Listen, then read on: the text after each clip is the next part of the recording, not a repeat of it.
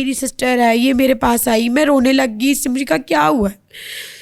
फिर जब इसने मेरी ये कंडीशन, इसी ने पिक्चर्स ली देखी, तो ये भी बिल्कुल पैनिक होगी। मैं तो अपने बच्चों को देख के हौसला कर रही थी कि मैं अगर टूटूंगी तो मेरे बच्चे भी।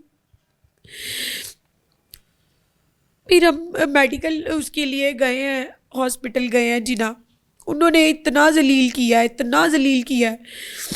मेरे आँख से लेके मेरी फर्स्ट इंजरी यहाँ से स्टार्ट होती है और मेरी ये पाँव तक सारी मैं ज़ख्मी थी।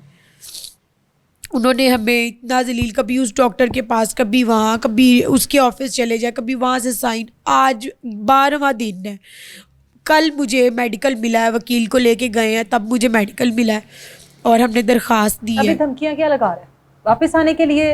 अब भी मुझे यही कह रहा है कि जो हुआ सो हुआ, वापिस आ जाओ। बच्चे कैसे चले गए उसके पास? कहाँ है बच्चे आपके? वो मेरी सिस्टर को कॉल करके थ्रेट्स दे रहा था कि मेरे बच्चे मुझे दे दो, मिलवा दो, नहीं तो कोई नुकसान कर दूंगा, बहुत बड़ा नुकसान कर दूंगा, ये कर दूंगा। कोई नुकसान ना हो तो बस मेरे बच्चे मेरे तक पहुंचा।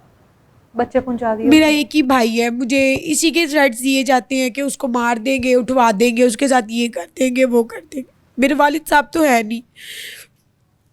देखिए इसकी उनकी कोई पर्सनली तो नहीं है ना कि देखिए वो मेरा भाई है, उसको मेरी तकलीफ हुई जब उसने तो आपको मारे ऐसे। जब उसने मेरे भाई ने मेरी कंडीशन देखी तो उसे वो नहीं रहा गया उसका जो। फिर भी उसने बच्चों को देखते हुए उसने से बड़ी पोलाइट बात की।